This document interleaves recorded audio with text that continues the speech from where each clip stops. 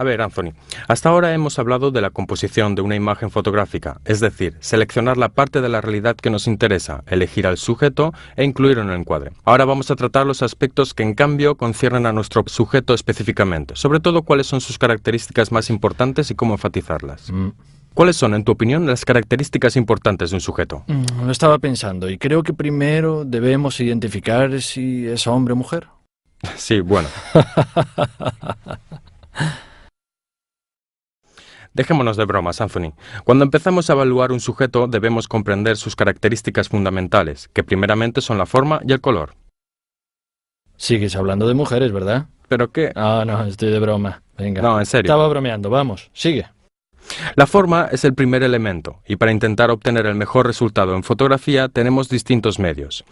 Antes que nada, puede ser el de posicionarlo ante un fondo neutro y limpio, para destacar la forma de la manera más clara y legible. Si no, podemos hacerlo utilizando las luces, la elección de un determinado ángulo de luz, como por ejemplo el contraluz. Imagina la forma de una silueta, la figura clásica de la persona frente a la puesta de sol, donde la escena está dominada por los colores del atardecer, y la persona es retratada solo a través de su perfil y es totalmente negra. O la misma iluminación en contraluz también puede ser útil para los sujetos translúcidos. Luego hay tipos de luces muy duras y fuertes que sirven para resaltar las formas arquitectónicas. Para formas más sinuosas y suaves, como pueden ser las de una estatua, por ejemplo, es más indicada, en cambio, una luz suave que haga visibles todos los detalles sin cubrir. Porque una luz muy fuerte a menudo puede llevar también sombras demasiado oscuras que distraigan la mirada del observador y además pueden cubrir los detalles de nuestro sujeto. Considera que otro elemento utilizado para enfatizar las formas también puede ser la orientación de la cámara de fotos. Esto es algo que todavía no hemos hablado. Orientación. ¿Qué entiendes exactamente? O sea, cómo girar tu cámara. Para obtener un encuadre vertical o bien horizontal, un encuadre vertical seguramente acentuará todas las formas que tienden a extenderse en la altura y entonces conllevará un mayor énfasis de este tipo de formas. Mientras que un encuadre horizontal sugerirá más estatismo y seguramente destacarán todos los planos que se encuentran en tu imagen.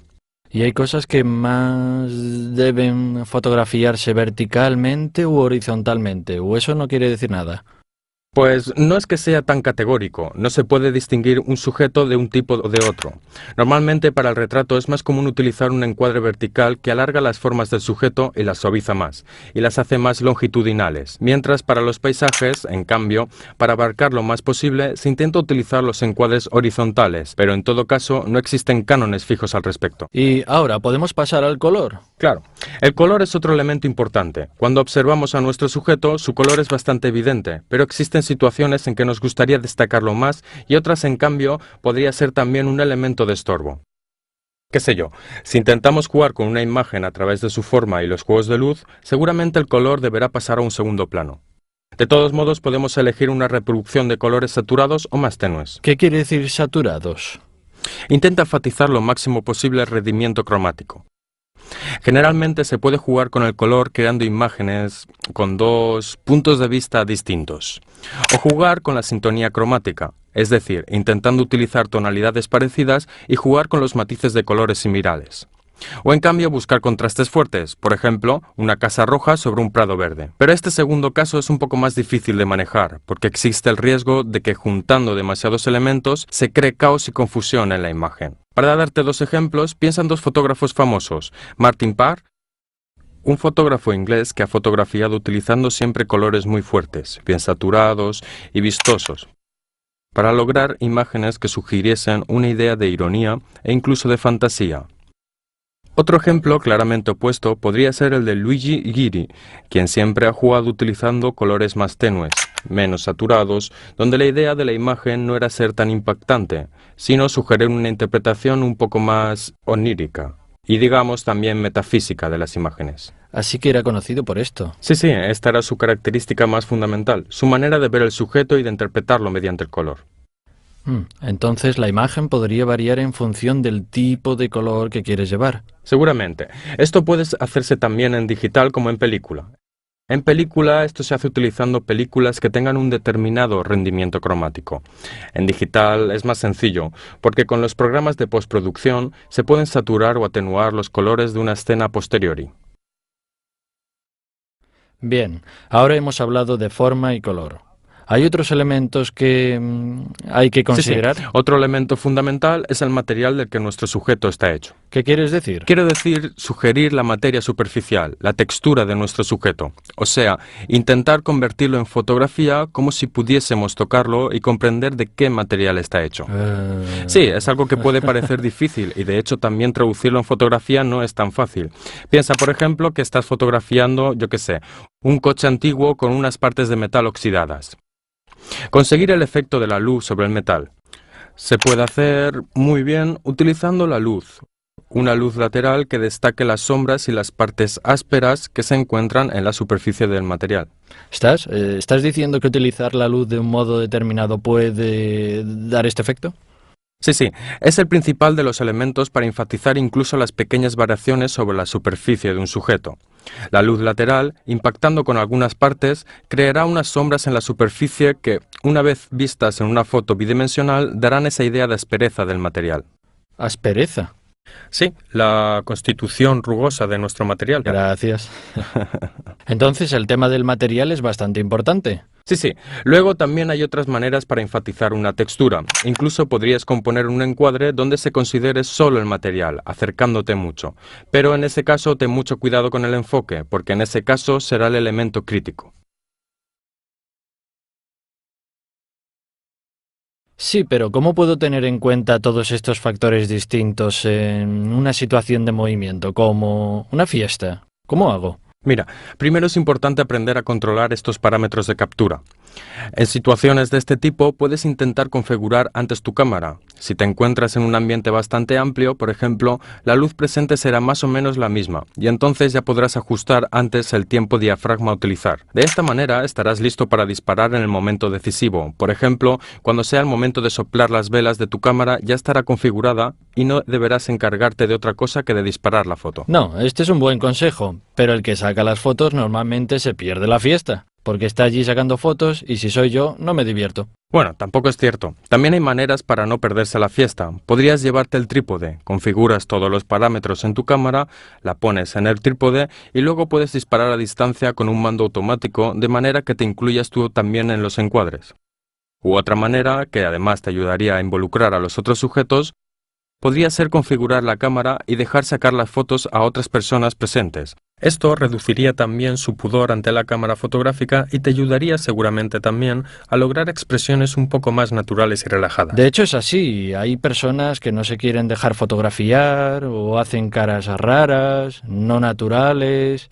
¿Qué haces? Pues, sabes, mira, las caras raras y antinaturales desafortunadamente son expresiones que tenemos normalmente en nuestro comportamiento y que la fotografía bloquea y hace fijas. Por esto nos parecen antinaturales. Luego a menudo incluso las personas que conocemos, cuando intentamos fotografiarlas frente al aparato fotográfico, se vuelven antinaturales. Intentan quizá posar para disfrazar su inseguridad. Por eso yo intento decir, no, intenta ser natural, pero no sirve de nada. Pues ves, quizá te pueda ser útil cuando te encuentras en situaciones como una fiesta, así intentar hacerte invisible, moverte entre las personas sin que se note demasiado, y con la cámara ya ajustada para disparar, de repente intentando coger las situaciones de modo más natural. Otra manera puede ser al revés, la de hacerte más partícipe en las situaciones y entonces interactuar con las personas hasta casi no dejarte ver como el fotógrafo de la fiesta, sino más como una persona que participa en la acción con ellos. Y cuando disparas estarán mucho más relajados y naturales. O si tienes una cámara digital también puede ser útil enseñar las fotos enseguida, claramente solo las mejores para que los sujetos vean cómo salieron y luego con el tiempo verán que las cosas se suavizarán y seguramente las personas estarán todavía más relajadas. Luego, en situaciones de este tipo, intenta también buscar retos en la situación misma. Hacer fotos de grupo, por temas, intentar, por ejemplo, en una noche representar aspectos contrastantes entre ellos, fotografiar, yo qué sé, intentando presentar los momentos de aburrimiento, fotografiar personas que bostezan o que se aburren. O en otro grupo de fotos, intentar, en cambio, presentar los momentos de alegría de la noche. Se trata también de desafiarte a ti mismo, buscando realizar mini reportajes dentro del mismo evento. Aquí va otra pregunta. Dame unos consejos para la fotografía de grupo. Saco muchas veces cuando estoy en una noche con amigos y siempre digo, vale, tú delante, tú pues un poco así.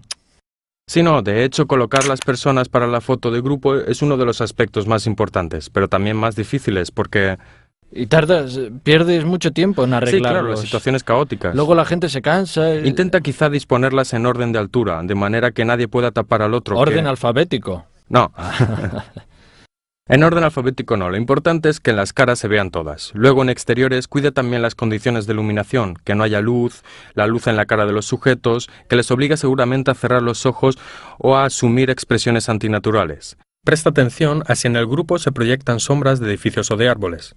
De todas maneras, intenta hacer muchos disparos, porque es difícil que todas las personas aparezcan con la expresión apropiada y todos los ojos abiertos al mismo tiempo. Bien. También procura evitar los clásicos cuernos en las fotos de grupo, Claro. aunque haya varios ejemplos de fotos famosas de este tipo. Sí, hablando de cuernos. No, espera. ¿Ves esa cosa allí? ¿Qué? Anthony. Perdona, pero debía hacerlo. Escucha una cosa. ¿Cómo puedo evitar las fotos habituales? ¿Sabes? Son antinaturales. La gente, así... Pues ves, un consejo podría ser utilizar un objetivo telescópico, porque como te decía antes, lo importante es intentar pasar desapercibido. Utiliza una lente focal que te permite quedarte lejos de tus sujetos, y que sin que se note pasar desapercibido y poder disparar logrando capturar expresiones más naturales. Luego veremos más adelante cuando hablemos de street photography, que es uno de los trucos utilizados también en este género. ¿Hablamos de? Street photography. Street photography. Bravo. ¿Has visto? Sí.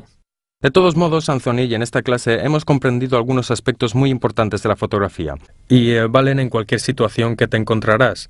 Lo importante es controlar la exposición, el encuadre, el rendimiento del sujeto, por lo que atañe a la forma, perfil y color, y luego empieza a fotografiar tratando de buscar retos en las situaciones con que te encuentras. O sea, como decíamos antes, construir muchos pequeños cuentos en tus imágenes fotográficas. Bien. Ya te habrás dado cuenta de que me gusta mucho bromear, pero en serio, eres muy bueno explicando las cosas. Bravo. Gracias, Anthony.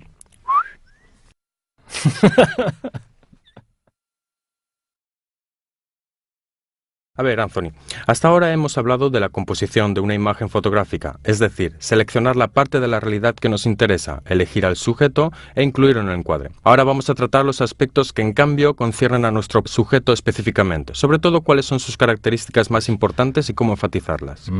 ¿Cuáles son, en tu opinión, las características importantes de un sujeto?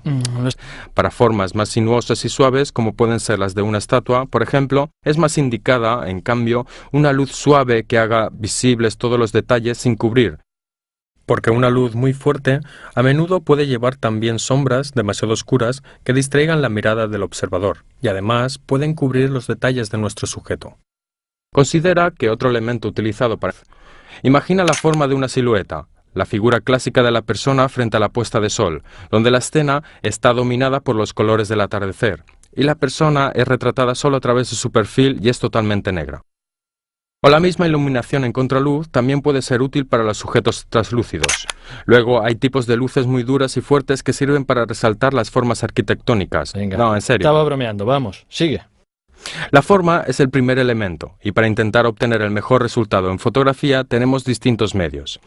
Antes que nada, puede ser el de posicionarlo ante un fondo neutro y limpio, para destacar la forma de la manera más clara y legible.